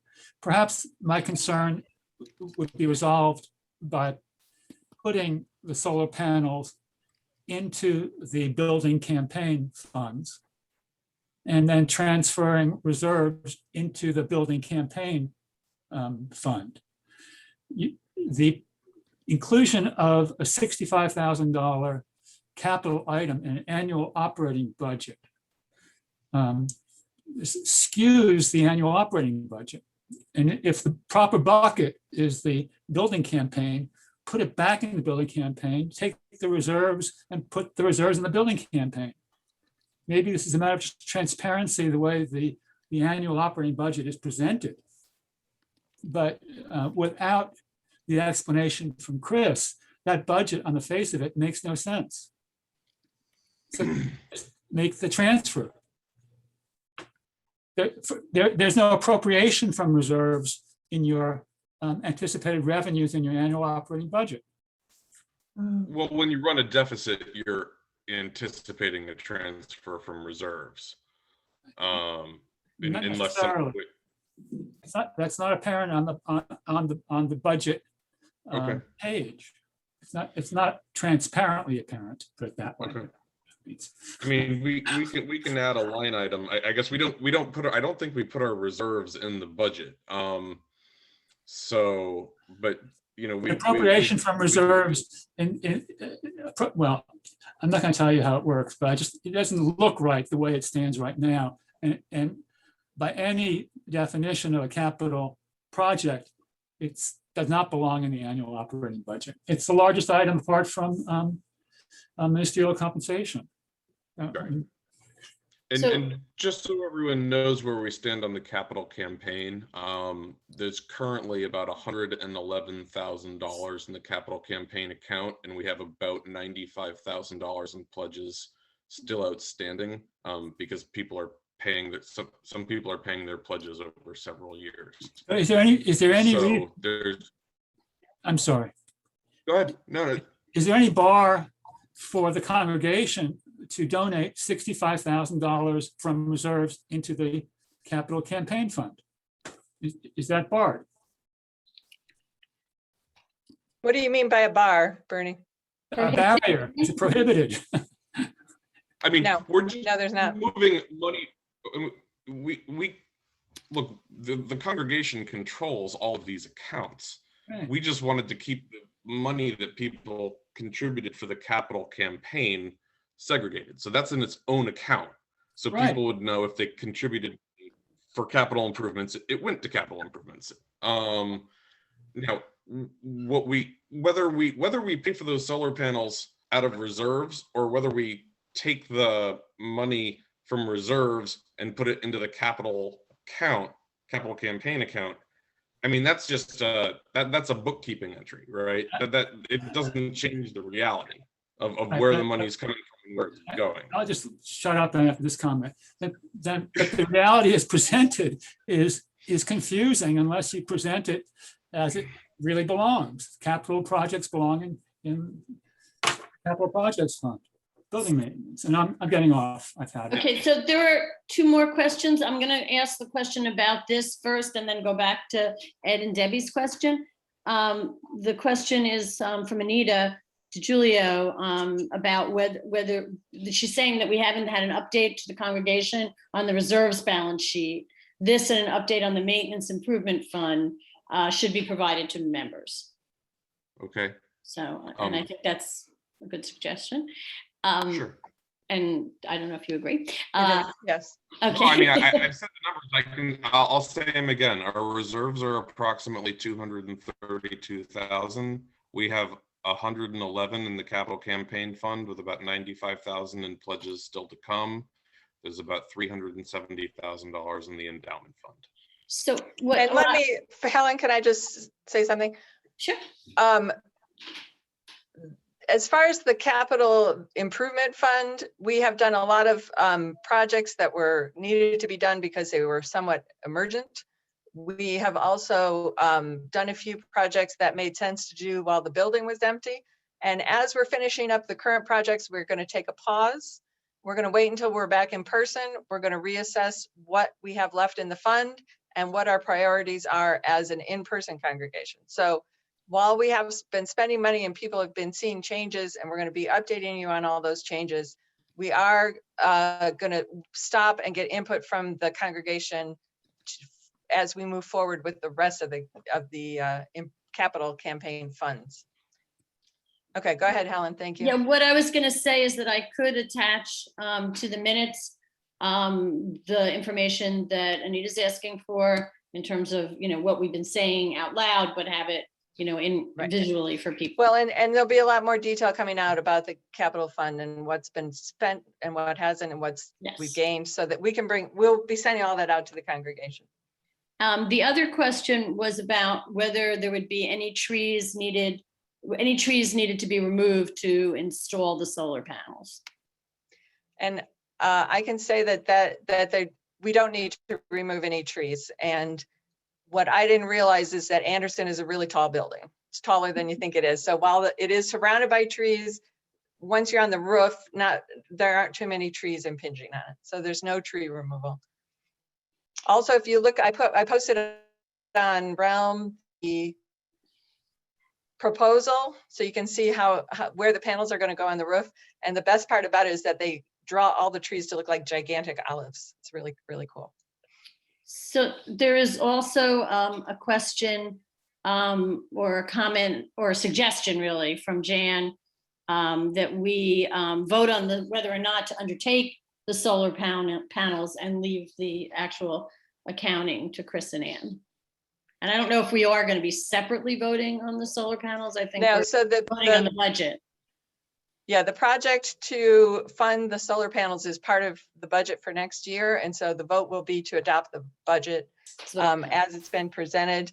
That does not preclude changes, and it doesn't preclude changing the way that correct me if I'm wrong, Chris, but it doesn't preclude the way that we do the bookkeeping. And as always, a budget by its nature is an estimate.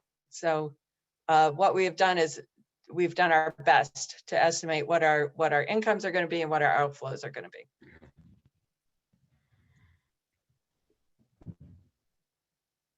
Are there other questions, comments? Someone wants to know about solar panels. Elizabeth, I think. She said, will there be questions entertained on the nature or mechanics of the solar? So Elizabeth, if you want to just unmute and ask your question. Sure. So I looked at the whole thing and it looks wonderful, but I'm just wondering if I assume that the 45-degree angle that they talk about for the panels is due to the fact that that's the angle the roof is at? Yeah, yes, because we have like dormers, right? So the roof itself is already at that 45-degree angle. So I was just wondering if there was any consideration at all of putting the panels at a different angle from the roof. In other words, not so steep, which I think would allow them to function more efficiently. And the other, you can put them raised up above the roof rather than right on the roof. And the other issue about doing it that way versus right on the roof is, when will we likely be up for a new roof? Because replacing a roof once you have solar panels on it is an issue as well. Right. So that's a great question. I can tell you, and when I get in the weeds, we'll ask Rob Willis to step back in.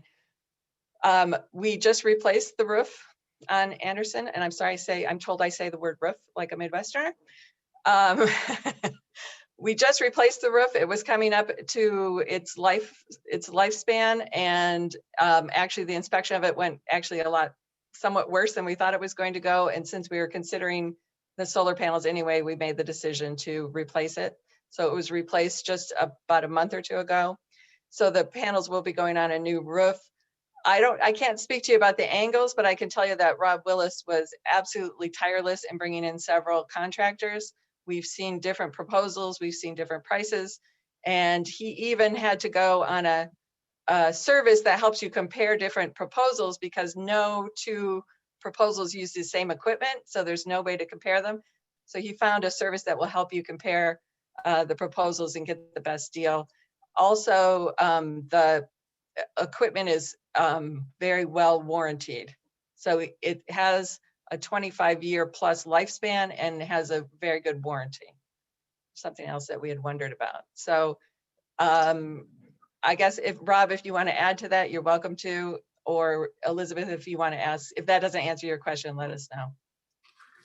Well, I'm just curious to know if the, on the angle, yeah, you know, the design was produced by the installer, and they designed it in a way to optimize for our specific site. Thank you, Rob.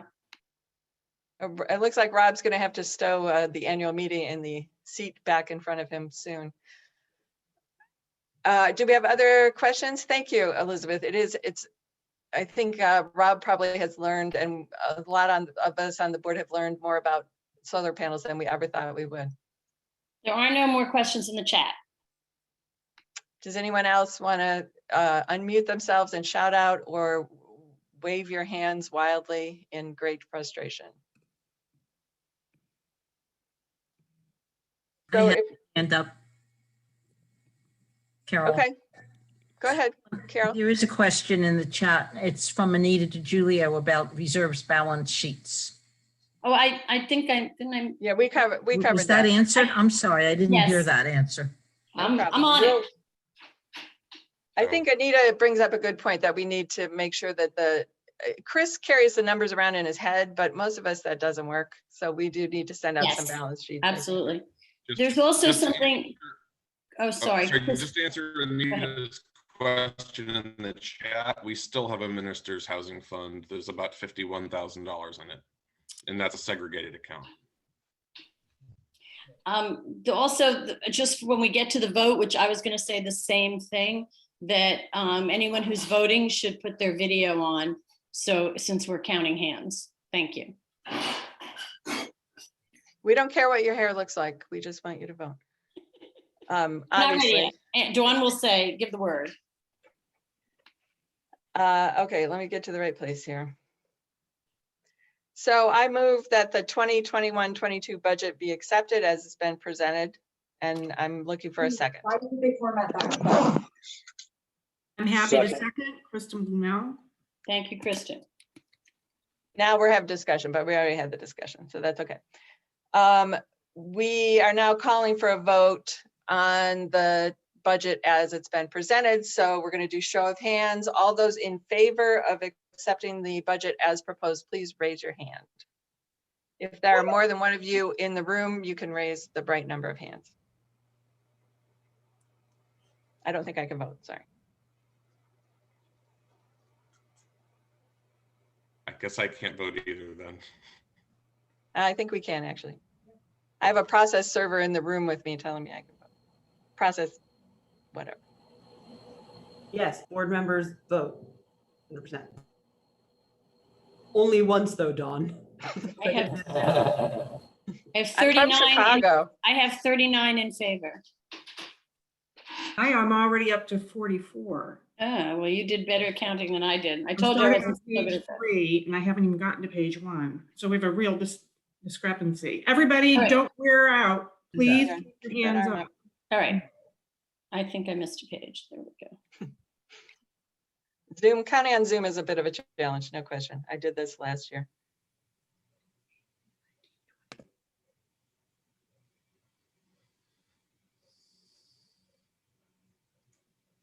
I counted over 50 already. There's 5 on each row. Everybody's voting yes. Ask for the vote of no because it'll make it a lot That's easier. true. So anyone who is opposed to accepting the budget as it's been presented for the 21-22 year, please raise your hand if you are opposed to accepting the budget. the obvious conundrum here is the people on the phone can't raise their hands. So they should unmute themselves and object verbally. So I do not count any no's. Since it's a simple majority, that's it. Right, it's a simple majority, and so the motion carries. Although everyone's comments are much appreciated and will absolutely be considered and enacted where necessary. Thank you. We are moving on to Laura Craig, I believe, for the slate. Although I'm sorry, I need to go. You can bring up the slate. It's fine. Before Laura starts, I want to let you know, as you can see by the slate, that we have a new vice president who is Jack Lohr. And the very, very few of you who read my newsletter articles may have read that I was lamenting the lack of a vice president. I just want to make it clear that Jack Lohr is not a bottom of the barrel choice by any stretch of the imagination. And he did not come to us after reading my plea in the newsletter. He has been under consideration for a long time by the nominating committee. They were a bit reluctant to ask him because he's a fairly new member, and we do like new members to be able to settle in for a number of years before we ask them to take on such a big volunteer role. Also, many of you know that Jack Lohr was a minister and has retired from church life, and I believe that the nominating committee thought that as such, he might want to stay retired from church life. But the nominating committee made a decision to reach out to Jack, and he has very generously and graciously accepted and will be the vice president for the coming year, and will then move into the role of president when I step down a year from now. So thank you to everyone on the slate, and including Jack Lohr. And now we will hear from nominating committee in the person of Laura Craig. Hello, everybody. I am the representative, the chair right now of the nominating committee for the 2020-21 year.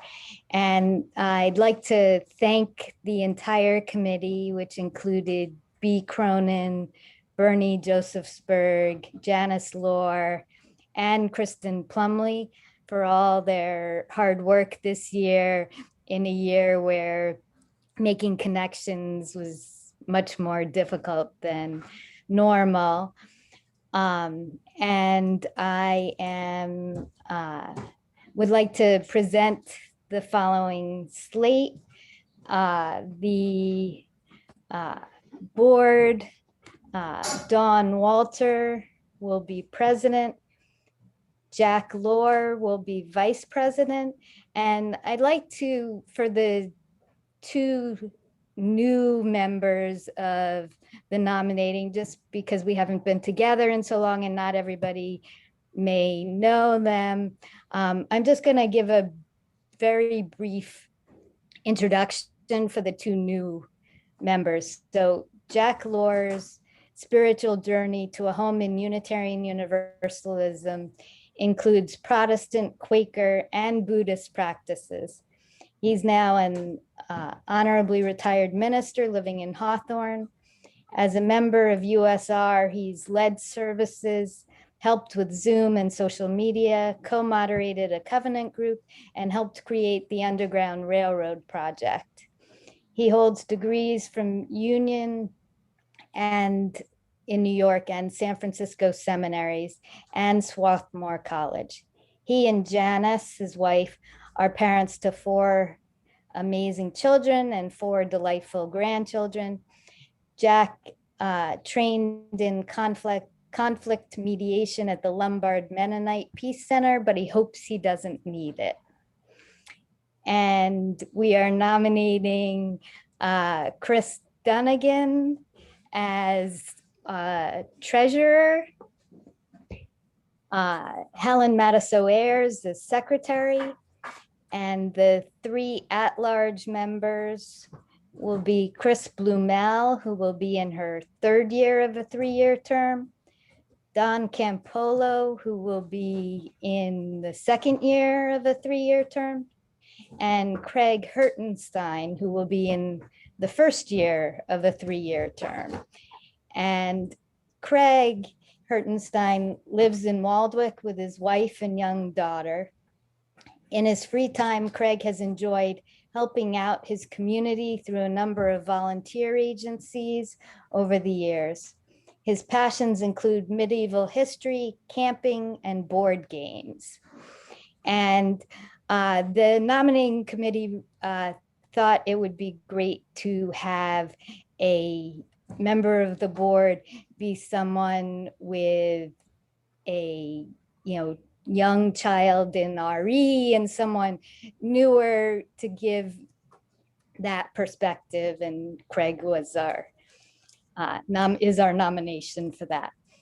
And then for the nominating committee, the members we're nominating are Bernie Josephsberg, who will be in his second year of a 2-year term, Liz Kempe, who will be in the first year of her 2-year term, Janice Lohr, who will be in the second year of her 2-year term, Mary Mogerly, who will be in her first year of 2-year term, Edward Dell, who will also be in the first year of a 2-year term, and Bernie Josephsberg and Janice Lohr will be co-chairs of the committee.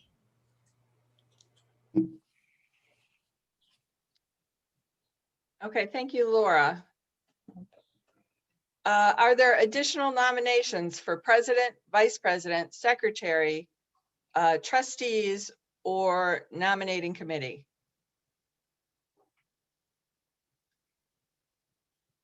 Hearing none, I would like to make a motion to accept. Actually, I can't make the motion.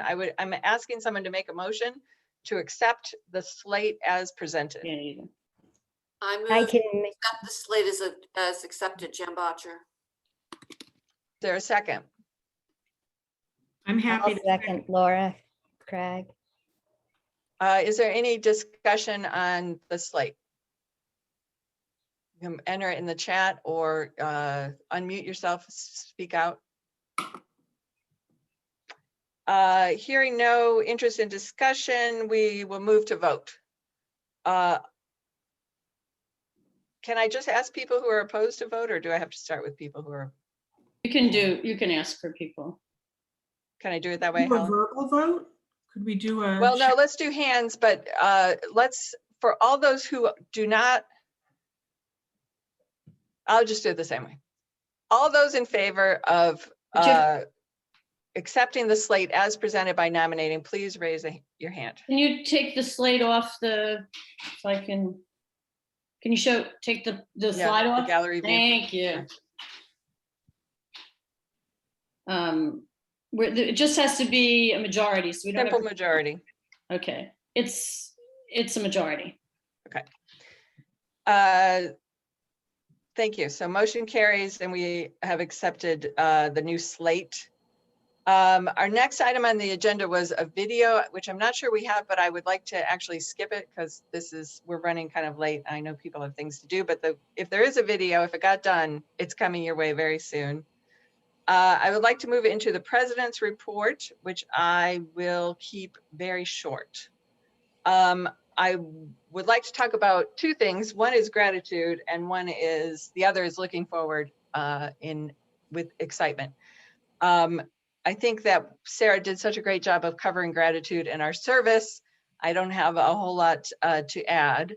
I am feeling great gratitude and appreciation to all of you, really. When I was in college and I was from a small town, a somewhat disadvantaged student at a large university, and I was struggling, my father said, sometimes in life, it's not about doing well, it's about doing. If you go to class, it's going to be okay. Just go to class. And I appreciate how many of us, myself included, really, oftentimes in this past year, just got up in the morning and just did it. We didn't maybe do well, but we did. And I appreciate all of you who found energy for found energy when your tank was on empty, and who found patience when you really thought that you were out. And I appreciate people who were able to extend themselves when they were already overextended, to offer forgiveness or forbearance to others who were not having their best day or being their best selves on a particular day. So I appreciate all of you for showing up, for coming to our Zoom services and our other Zoom offerings, and for always being a part of the community to the absolute extent that you were able. I really appreciate you. As we look ahead to reopening, it's very exciting and it's a very joyful time. But we are probably, for many of us, for the first times in our lives, we're really in uncharted waters, something that we're not accustomed to. And we're going to get there, but we're going to make mistakes, and we're going to learn. So I am looking forward to getting to the other shore, to being in person again, to reopening. And I just ask your patience as we try and figure it out together, and as we make mistakes, and as we learn from our mistakes. I can't wait for it though. So thank you very much. Now I have to tell a story on Sarah. First of all, I'd like to thank Sarah for giving us an extra short service today, which ended at 11:00. But I have to tell, so I'll tell a story. About a year ago, we were having a board, and this was kind of right in the heart of the beginning of the pandemic. We were having a board retreat. It was held at our house. We were outdoors in the rain. We took cover in a garage with the garage door open and fans. And I started off with an icebreaker, and it was, what is the positive that you've seen from the pandemic? And what's the first thing you want to do when the pandemic is over? And many of us, having a certain lifestyle, were able to say we've had more quiet in our life. We've taken up a hobby. We've spent time with our spouse. We've had conversations. We've put puzzles together. And Sarah, with her 3 children living in Manhattan and having a day, said, when it was her turn, said, "There's nothing good about the pandemic." And she said it just like that. And she said, when the pandemic's over, I'm getting rid of my children and spending a day at the spa. And so in our appreciation for you, Rev Sarah, we have sent you a gift certificate for a lovely spa. It is located in New Jersey, but it's located in Edgewater. It could be a nice stop on your way home from work. And you have to, the part of getting rid of your kids is kind of up to you. Sorry. So we do appreciate you. Also, there is a card which many, many, many hands have helped to make. And you will have it when you are back in the building. You will see it. And I hope you'll share it with everyone then, photos or something. Absolutely. It's heading your way. And that means anyone who didn't quite get on the bandwagon for Sarah's card, you still have like 24 more hours to make it happen. So thank you all for helping create this gift. I think that is all that I have to say. I really do have a great sense of appreciation for all of you. Thank you. Let me flip back to our agenda, and thank you for your patience with this meeting, which is important.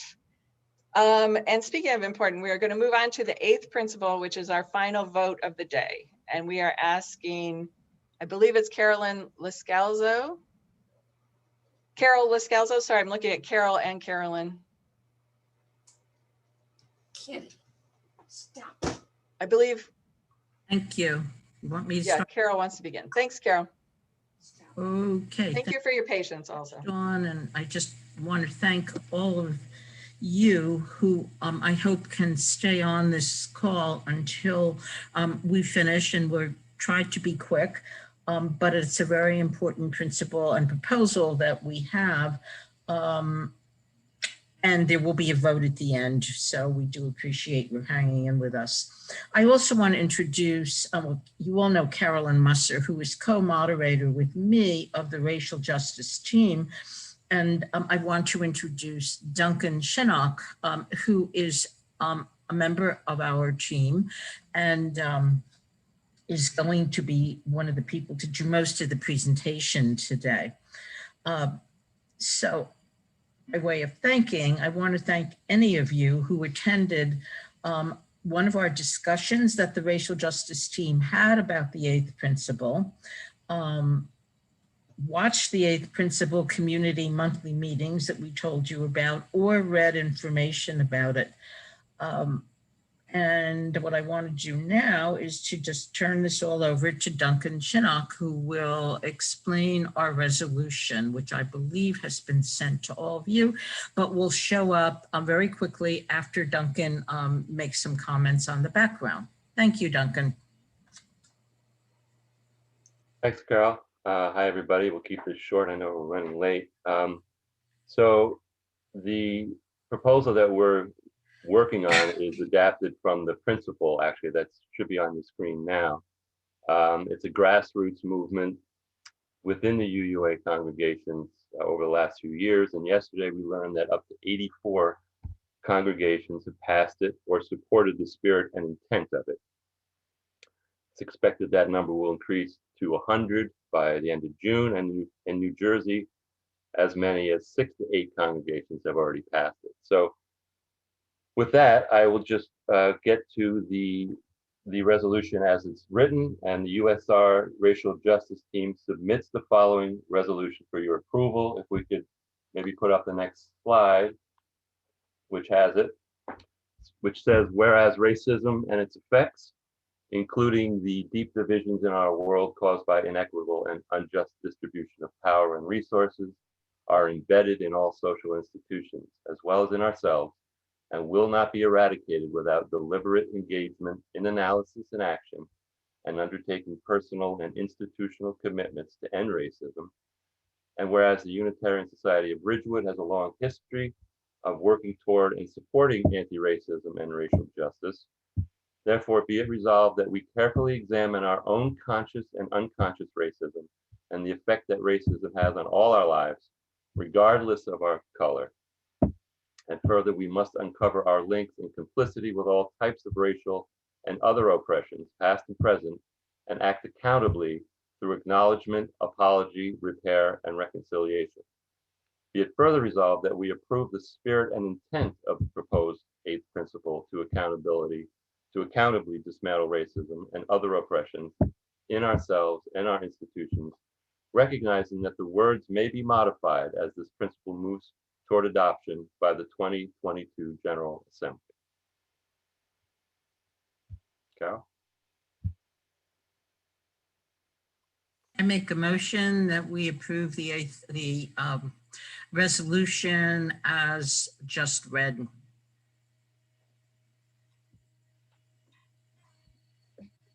You want a second? I'll second.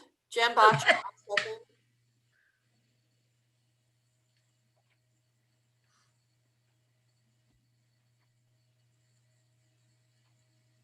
Okay, we have a motion and it's been seconded, so we can move to a vote, or we move to discussion. I'm sorry. Carol, you know this better than I do. Are there questions or points of discussion on this proposal? I think we've discussed it many times in the different meetings that we have. And so those of us who are opposed know why we're opposed, and those of us who are for know why we're for it. So I think we should go to a vote. Tara Lindsay, go ahead. Not everybody was able to attend those things. I think we got to give it its fair due for conversation. Okay. Which maybe not in the chat. Nothing is happening in the chat. I can report. Okay. So if there's no discussion, no one wants to add anything, we will move to a vote. So we are voting to accept the proposal as just presented. And if you are in favor, please raise your hand.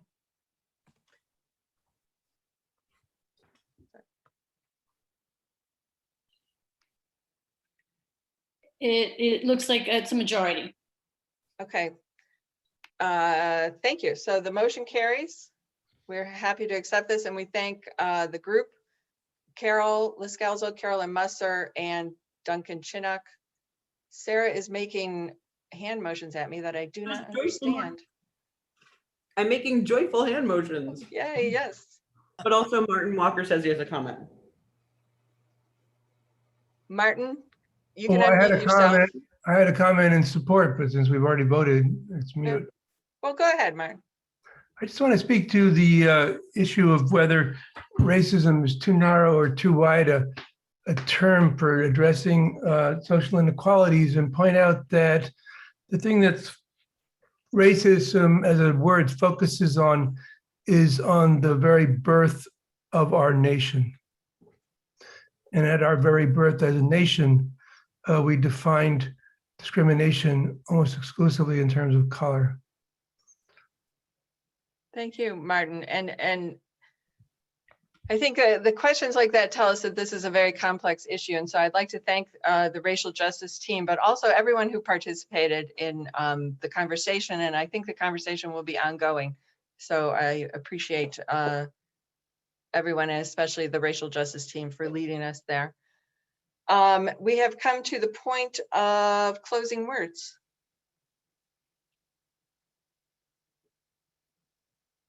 Sorry, you're muted, Sarah. 1 second. We'll wait. It's okay. Eating. Tick, tick. No, tick. sorry. It's just I'm toggling between too many. I feel you. I feel your pain. So here we go. So our closing words, and then our chalice will be extinguished. I still have to call the motion to adjourn. Oh, do you want to do that first? Yeah, why don't I do? I wasn't sure how it worked.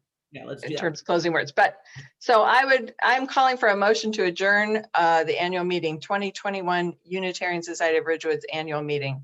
So moved. Helen has moved. Do I have a second? I second. Thank you, Chris Hendrickson.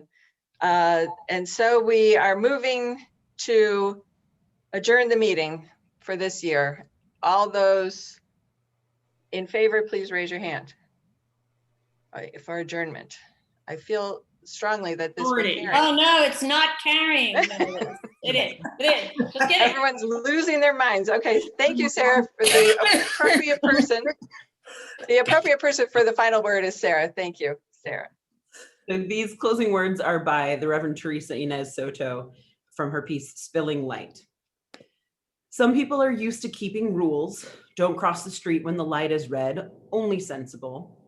It turns out that keeping rules isn't the same as keeping covenant, which asks us, instead of keeping a bright line, to keep our promises. To what have we promised ourselves? To this moment in time and place, to this community, and even, tenderly interconnected, this planet. We promise ourselves to the idea that we are each and all human beings. We promise that there is something moving between us that we cannot tame and cannot measure. The chalice is a reminder that what flame we keep inside us cannot light the way. The light must spill to shine. The thing you must be is yourself, unadulterated, shedding the willingness to journey alone as though you are made of something hard and unforgivable. You are human. You belong right here, right now. And together, we will chase away the sickness, the secrets, and leave only the possibility that the future is a space for growth.